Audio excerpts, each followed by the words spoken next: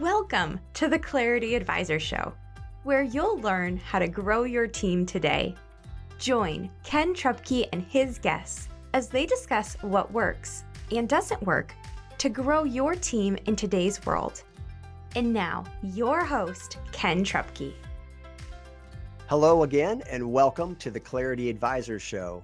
Hey, have you thought about building a sales team, but struggled to get the right people involved and maybe brought somebody on that just didn't work out and you wondered what the right formula is? Well, today's guest is the sales training expert. Joe Pici has been the #1 sales trainer on Global Gurus for 3 straight years. He's got his Rapport Mastery program, which has also been ranked #1. Sales expert beyond. Joe's been in the business helping clients for more years than he probably wants to acknowledge, but he's been a great friend of mine, great mentor, great coach, and an all-around great guy, as well as a sales expert. So we'll be talking about how to build those sales teams. Help me welcome my good friend, Joe Pici. Thank you so much for having me, Ken. It's great. It's great to be here. Yeah, Joe, so you've done a lot of things, but let's start with where you are right now with Pici and Pici and Sell More Virtually, your online platform. Who do you serve and what do you do for them? Whether it's individuals, small companies, middle companies, large companies, our biggest niche is consultative tactical sales. So we break down the sales process and then we drill down. As you know, we do live outbound telephone call training. And so whether we're working with a small team, an individual, or a large team, we really set in place all the strategies, the specifics, and the skills, and then we train them and we do it in real time. Fantastic. Yeah, well, the live outbound calls during the sales boot camps is clearly the trademark signature thing that you guys do that really no one else does. So tell me about the things that you're seeing. Part of what we discuss here on the Clarity Advisor Show is what's the same with building teams and what's different in kind of today's environment. So as somebody who's built teams for years and years, and you started out in network marketing, which I'm a huge fan of network marketing. I think it's a great business model, but you had to build a team there. And now you've moved into sales training specifically, and you help companies build teams. What do you see as some things that have stayed the same over that time and some things that are different and maybe just different in the last few years? Well, first of all, the models are different. When you look at network marketing, it's 100% volunteer based. Mm-hmm. Network marketing is accumulation of many people as independent contractors that form an organization. And the way the commission works is not unlike insurance or real estate. Okay. Mm-hmm. And so, although network marketing has gotten a bad name, many things are network marketing. But the difference in network marketing, once again, many people come to network marketing without the skills and the capabilities or the understanding of sales. And if they don't find success quickly because there's no contract, there's no salary, Mm-hmm. A lot of times they leave the industry. Now, let's compare it to quote unquote the traditional business model. The skills still have to be executed. The strategies still have to be executed. However, in a corporate structure, companies tend to be a little bit more lenient, giving people a chance to grow. And a lot of people will get at least a small base. Okay. Now let's go to the third model. Okay. And the third model is people like me, people who own their own business, who have to sell.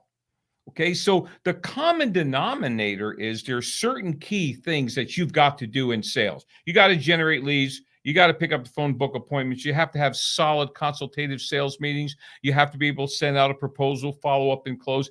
That's across the whole span of sales. Mm-hmm. But the major thing that I see is companies that lack the ability or the desire to measure and hold their people accountable. Yep. Now, and I'd love to dive into that. So let's start with, what do you mean by holding people accountable? And as you and I have talked many times, what do you do if they don't? So talk about that a little bit, and how do you coach that with sales teams? First of all, sales is the is really harder than it looks. There's many things you have to master. But once you do master it, then it's spaced repetition. As a manager building a team and as a leader, what if they don't? Mhm. Are you going to hold them accountable to their numbers? The first thing we have to hold people accountable to is their activity. Okay. Are they doing the dailies, the behaviors it takes to be successful? Because it's been my experience, if you do the daily behaviors, the results will follow. Yep. Absolutely. So, as a leader, as a manager of a team, the first thing we should focus on is, have I equipped my team with the skills and strategies? Then, are they executing those skills and strategies daily, metricing? And then at the end of the day, I have to measure number one, do they do all the activities, and then the results? Okay. Yep. So would you say that holding people accountable and the idea of accountability, is that getting better, getting worse, or is it about the same as it's kind of always been from what you've seen? No, I think it's gotten worse. Okay. I think fall people hear this thing about the great resignation, and people are worried about, I can't say this and I can't say that. And I'm not talking about being abusive. I'm not talking about saying anything that's wrong or, outside the scope of what's professional. But at the same time, having people sit down and look at their numbers and having a very honest conversation about, are you sure you want to do this? Are you really cut out to do this? Why are we not making our calls? Okay. I think that's where the accountability drops right there, that we're afraid to have those conversations. Hmm. And you think that in general that that's getting harder, or people are having a harder time with that in today's environment than they have in the past? I think the leaders are having a hard time with it. Okay. And that's where it all starts. When you're building a team, you're a leader. And so if I'm not willing to have that conversation, if I'm not willing to look in my data, to look at the data, people don't like to measure things because they don't like what they see, because then they have to address it. Sure. So, so if a leader is willing to look honestly, have that conversation, okay, and then set those short-term goals. I think one of the problems is we wait too long to measure. Okay. Okay, I think we should measure a team every week, every month, quarterly, half year, but every week. If I was managing a traditional sales team, okay, we would have a meeting Monday morning and then we'd hit the phones. But Friday afternoon, before the day is done, I'd want to see all the numbers. Hmm. Okay. If I was working Monday through Friday, as most traditional companies do. Yep. Now, when you own your own business, then we all know what that's like. You get to choose the 20 hours a day you work. Yeah. Yeah, exactly. Yeah. You only work half days. You just get to pick which 12. Yeah. So, okay. So what do you attribute the increased reluctance in holding people accountable to? What is causing that increased reluctance that you're seeing? I just spoke to 200 owners of electrical contracting companies. And we talked about this very thing. So after I got done with the shock and awe, they followed me out and they said, "But Joe, what if they quit?" And I said, "Well, if they're not performing, what did you lose? Right. Yeah. What if they stay? What if they stay?" Yeah. But I do think there's something else here. Before we can fire people, before we can hold them accountable, are we giving them the tools? Are we giving them the skills? Are we training them to be able to perform? Now, once we do that, now I think we have to have accountability standards. So one of the reasons why leaders are afraid to confront or hold accountable is they're not doing a great job of equipping their people to win. Hmm. And what are some of those deficiencies that you're seeing? What kinds of things aren't they doing that winning teams do? Okay. They're great at putting things in their CRM. They're great. They're great at the most important aspects. The Okay. The things that they struggle with the most is my company going to get me all my leads? And if I'm not getting enough leads, who can I blame? Okay. So I think one of the things they struggle with is, if I run out of names, am I capable of filling my funnel? Mm-hmm. I think the second thing, and the reason why Dawn and I decided to do what we do with respect to being experts at teaching people the skills and strategies of booking appointments and using the phone, is the biggest struggle is, do they pick up the phone enough times? Do they have the right script? Do they say the right thing to qualify and book enough appointments? That's a major area. Okay. But here's the big one. I haven't met very many salespeople that do enough of what we call here at Pici and Pici a core story, what most people call a formal sales meeting. Mm-hmm. If you really evaluate teams, your team, and I worked with one company and they were utilizing Salesforce as a CRM, and we put in their Salesforce data core stories, which was sales meetings. Mm-hmm. And every time they did the core story the way they were supposed to, it went in there. So they could evaluate, how many real meetings are we doing a month? Right. Now, if somebody hits the check mark on leads, phone calls, core stories, the natural evolution is some will go to a proposal, the right follow-up, some will go to contract. Sure. But the top three are where most companies and individuals fail. Gotcha. Yeah, obviously, you and I think a lot alike on all these things, and I know that's what you train in the boot camp. And we talk about metrics and holding people accountable. And really, what I heard you just break down is it's not a lot of numbers. It's maybe outbound calls, and ultimately, it's core stories.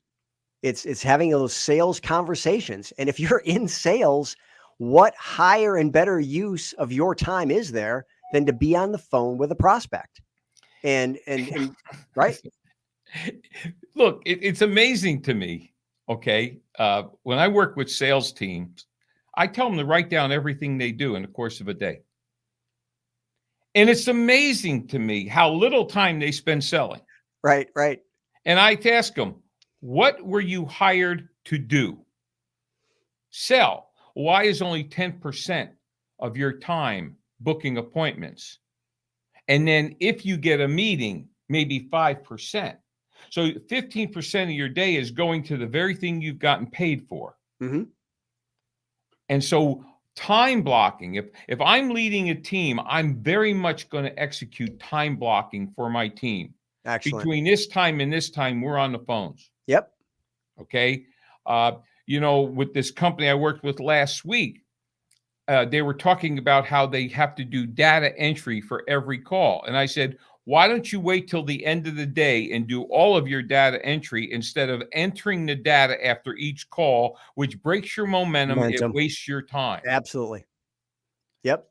So these are all things in building a team, because look, they come in there and basically when people sign up to sell, I don't think they sign up because they don't want to. I think they sign up and they go, wow, this is more complicated than I thought. And this is harder than I thought. Well, it's up to the team leader in building these teams to streamline the process and keep the main thing, the main thing. And say, look, if nothing else gets done today, it's leads, calls, meetings. Right. Yep. Yeah. Keep the main thing for sure. That's an old, it's not Ken Blanchard, Stephen Covey, right? Yeah. Keeping the main thing, the main thing. Yeah. I know Jim Rohn always talks about too, majoring in minors when you spend your time on those things that don't really matter. You got to make sure you're not majoring in minors. I always love that one. So one more thing on the core story. So as a goal for a sales team, it's not a lot when you really break it down, right? Like, you and I know the number, hopefully I know the number you're about to say, but to be a winning salesperson and have a winning sales team, how many of those core stories, those sales conversations, does somebody need to have in a month to really have a full solid pipeline and hit their numbers? First of all, a solid core story is not talking about your product. It's about investigating. It's about discovery. It's about filling needs. So it's a 5-step process. Now you need to start out with minimum of 20. You do 20 quality core stories a month. Yep. Okay. You will be shocked at the numbers. And I will tell you, and this is scary, I've been doing this a long time. And every time I go into a company, every time people come to my boot camp, and I tell them, write it down somewhere, but don't tell anybody. How many, after they learn what a core story is, Yep. how many are you doing a month? You would be shocked that they average about 4. Yeah. Yeah, it is. And Okay. you think about that, they're doing one sales meeting a week, one good qualifying sales meeting a week. And as sad as that is, the right number isn't that many more. Doing one a day is all you're really talking about. If you do a one core story a day, you'll have an abundant pipeline and a successful sales career. So success isn't out of range. You just need to get your head around those metrics and then make those calls. And that's what I want to talk about. We'll dig into outbound calls in just a second when we come back from the other side of the break. So thanks for joining us on the Clarity Advisors show, and we'll be back with Joe in just a moment. Is your business where you want it to be or on track to get there?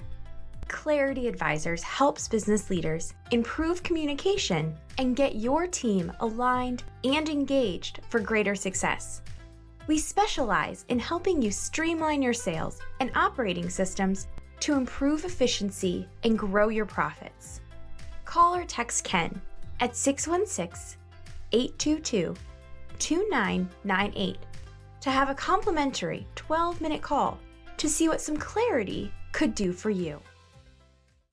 All right, welcome back to the Clarity Advisors show. We're talking with sales expert Joe Pici. And Joe, I've been to your boot camps a number of times, so full disclosure, I'm a huge fan. But the signature thing is the third morning. So you've got Monday, we do some things. Tuesday, we go through some things. Wednesday morning, we're on the phone. Literally, everybody in the boot camp is on the phone making live outbound calls. Walk us through how you get people to that point, and maybe some stories about people who didn't think they could do it and then maybe had some wins doing it. But Right. more importantly, why that's so critical and why you put such an emphasis on that, as that is your unique, one of the things that makes you guys unique. Number one, I truly believe the hardest thing in sales is to pick up a phone and get a qualified appointment that sticks. Of all the things I've researched, of all the people I've talked to, that's the thing people are most adverse to. That's what they believe is the hardest. That's what they don't want to do, but that's the one that has the highest return on investment. So what we decided to do when we broke into this, we decided to go after the very thing that was the hardest that nobody wanted to train, because that would become a competitive advantage. But also we knew this: we would never train or speak or coach on anything we don't do.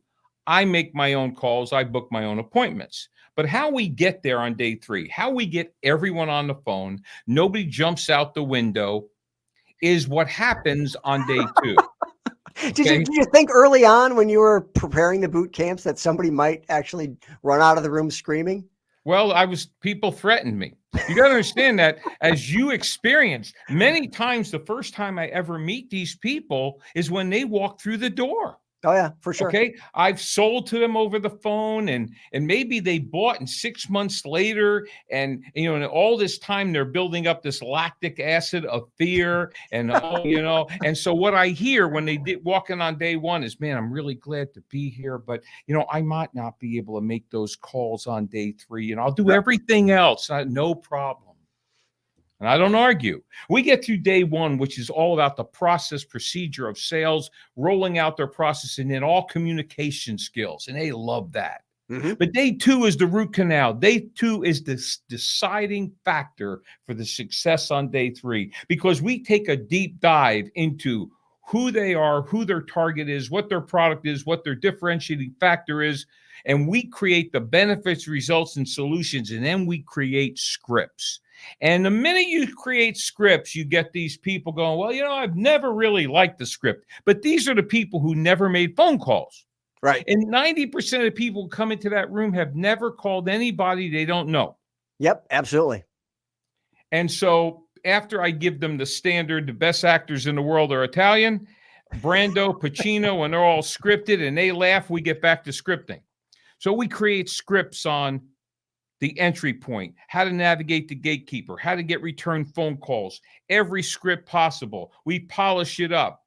Then from there, we move into lead generation and the core story, because what our experience has gotten to now in the virtual world is many of these calls actually go to a sales meeting immediately. Okay.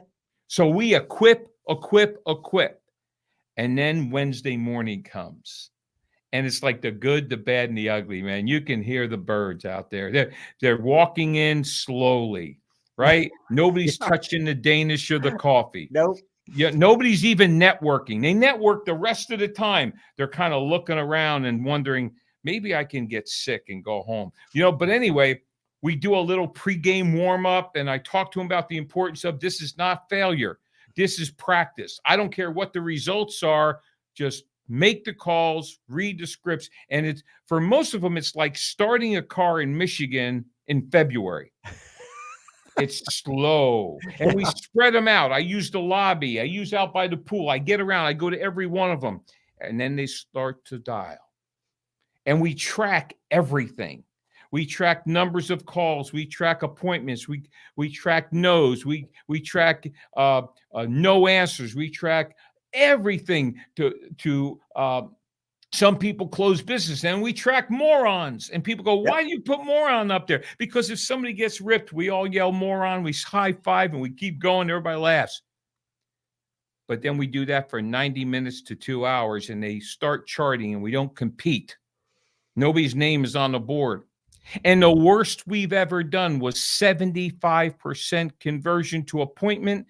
We're banging out about 90% through the gatekeeper. We'll get 20 or 30 return phone calls same day. And as you witness, we will close sometimes hundreds of thousands into million of real money because it's application, it's real. Yep, absolutely. No, it's amazing, truly amazing what happens. And it's exactly as you describe it. People walk in and heads down and subdued room, and you bring the energy up a little bit before we get going, but people are they're nervous because they haven't done it. And one thing that you just mentioned, I really want to highlight, because for me, it was transformational and I've used it since then with teams, is that the win isn't getting a sale. The win is following the process. And once you can make that shift in your brain, now you can control the win, because you can win by just following the process. You don't have to worry about what happens. Like you say, we're not looking for the results. The results are going to come if we follow the process. And it's so freeing. And once you can just see in the room as people start figuring that out, like, hey, I just made 5 calls. And I'm still alive to talk about it. And it actually wasn't as bad as I thought. And then you come by and you say, hey, great job. You're following the process. You're reading your script. I heard you. You did it just like you wrote it, just like we practiced it. And it builds confidence. And then competence builds confidence, and vice versa. Like the more they do it, the more they think they can do it, and the better at it they get, which builds their confidence. And people just start really getting it. But you really got to make that shift. The win isn't closing business. The win isn't getting a yes. The win is following the process, that thing that you control, and that thing that we talked about earlier that you can measure, our activity. Our activity, if we follow our activity, we're going to get results. The key is to follow the process. And because the nature of your podcast is about teams, if I was running a traditional company, I don't care if people were remote, they're here, but I'm going to tell you what, I would do everything I could to bring the team together, to make phone calls together. If I was running an insurance company, if I was running a team, and on Monday morning, instead of going over numbers for 4 hours, we'd go over numbers for 20 minutes, and we'd go, okay, does everybody have their list? You got 20 minutes. Let's get our list. Here's the coffee. Here's the donuts. And for the next hour and a half, we would make those outbound calls. We would book our entire week. Now, I'm going to give you a perspective here for you people who have a sales team. Let's say you have 10 people, and you just start slow.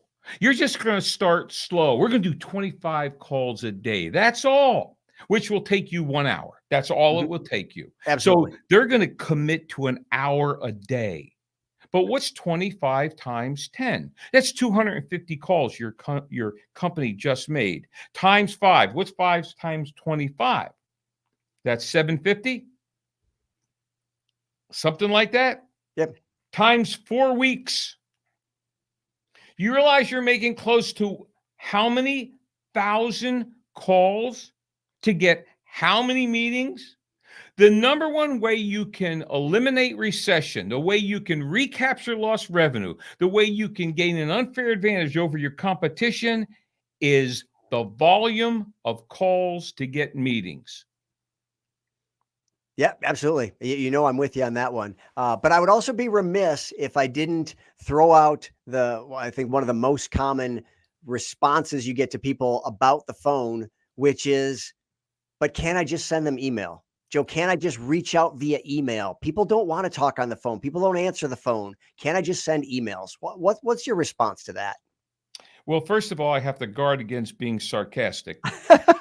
Yeah, don't go old Joe on us. Let's have the new improved Joe. I give them this one, which is true. According to Constant Contact, the number one email marketing in the entire country may be the world.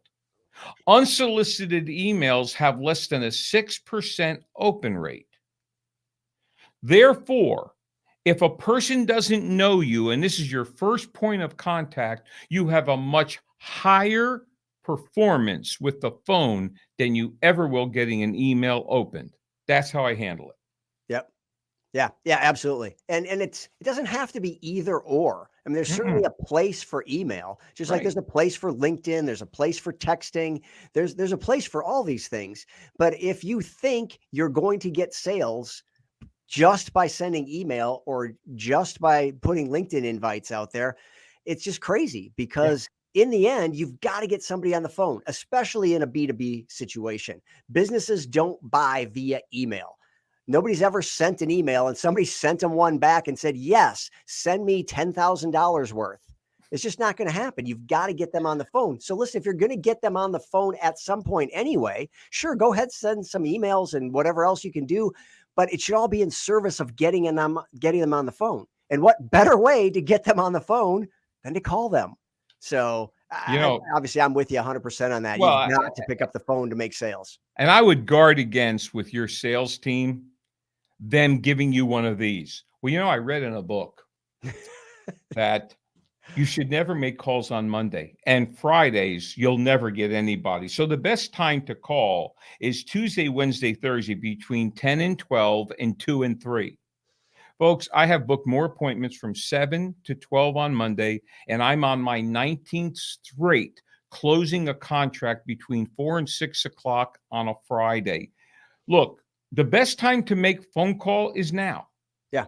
If they don't want to answer, we have the best message. We have a message that will get you an 80% return. So if you know what to say and how to say it, the phone is the most effective way. And one more thing about email versus a spoken voice. The key to sales is know, like, and trust. Mm-hmm. You will never build know, like, and trust through the written word.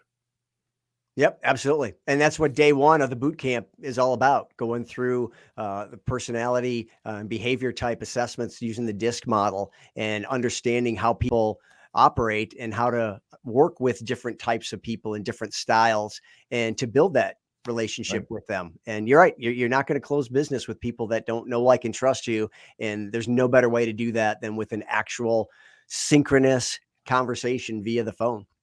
So now, how do you address video conferencing? Can I schedule Zoom meetings with people? Is that as good as the phone? Is it, again, kind of an either or what's your take on video? It depends what meeting it is. Okay.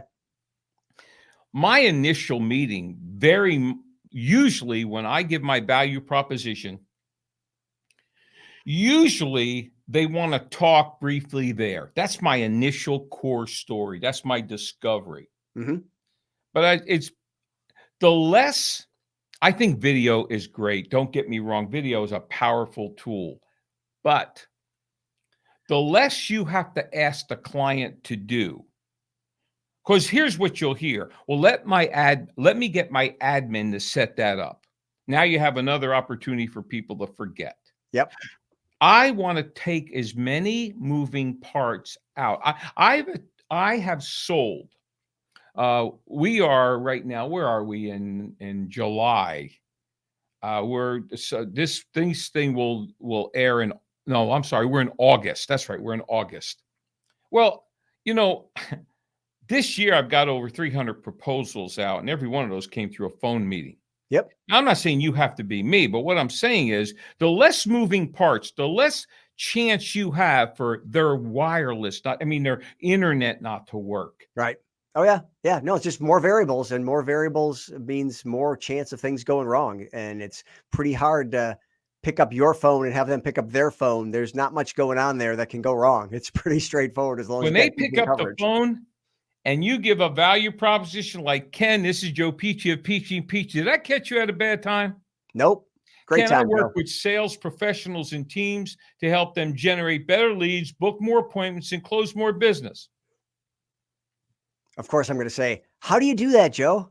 Tell Hey, me Ken, more. would it be worth 15 minutes for me to show you exactly how we can help your team attract and retain more clients? Now, Ken, say no. No. Okay, Bob. Next, right? Now, Next. I don't churn. I'm not transactional. But here's the thing. The number one reason why people don't pick up the phone is rejection. Well, if they say no to a value proposition, they haven't been rejected. But instead of me saying, would you give me 15 minutes? Now it becomes personal and you get yourself beat up. Yep. And as a good friend of Ken and mine once said, a good no is better than a bad yes. Yeah. I'd rather, if you're going to hear no at some point, I'd rather hear it early. Absolutely. So, well, Joe, this has been an absolute masterclass. And for anyone listening who's wondering about, well, I'd like to know more about that core story process and what are the 5 steps and how do I do proper discovery and how do I qualify people and how do I create a value proposition that's going to attract attention and get people to say yes to my next meeting. You can't go any place better than a Pici and Pici sales boot camp. The rapport mastery program is amazing. You'll get a ton of value out of it. I can't say enough about it. And it's where you're going to learn these things from not only a master, but as Joe alluded to earlier, somebody who's living it. Joe doesn't teach anything he doesn't do. Everything you're going to learn at that boot camp is something that Joe does. And so, Joe, if somebody wanted to reach out to you and get more information about how they could work with you, you have things besides boot camp. All right, number one thing they can do is call me. Have a complimentary cup of Imagine Joe. that. All right. 407-947-2590. But I have a free gift for you. Take out your phone, put the word Sales Edge in your text box. Send it to 55678. That'll take you to a Pici and Pici link. That'll take you to a splash page. Right now, a free masterclass, the 9 essentials of sales success. Also, go on my LinkedIn profile. You'll know who I am. I'm kneeling down. I'm in black, and I'm pointing at you. The only person that looks like that on LinkedIn. Send me an invite. Go on our PiciandPici.com site, PICIANDPICI.com. Tremendous amount of free downloads. But here's the key. Don't be afraid to reach out to me. I don't sell. I work with buyers. So don't be afraid that I'm going to push you because I don't. I have never had to refund money because if you decide to work with me, it'll be your idea. Yep, absolutely. So great. Well, that's what I was going to ask is how do people reach out to connect with you? You've got lots of ways to work with folks. You do not only the boot camps, but you do corporate training. You can do one-on-one coaching, lots of ways to work with you and get even more value than we've gotten today. But Joe, as always, appreciate the time, appreciate the wisdom and sharing some of the things that you've learned the hard way and have learned to do well and to teach and where success comes from leading sales teams. So thank you so much for being here. Thanks for having me. I certainly appreciate it. Absolutely. So, and with that brings to an end another episode of the Clarity Advisor Show. We thank you so much for joining us and we'll see you next time. Thank you for listening to the Clarity Advisor Show. Clarity Advisors is a speaking, training, and consulting firm specializing in helping you simplify your sales and operating systems to improve efficiency and grow your profits. Connect with Clarity Advisors today to learn more about how they can help you improve communication and get your team aligned and engaged for greater success.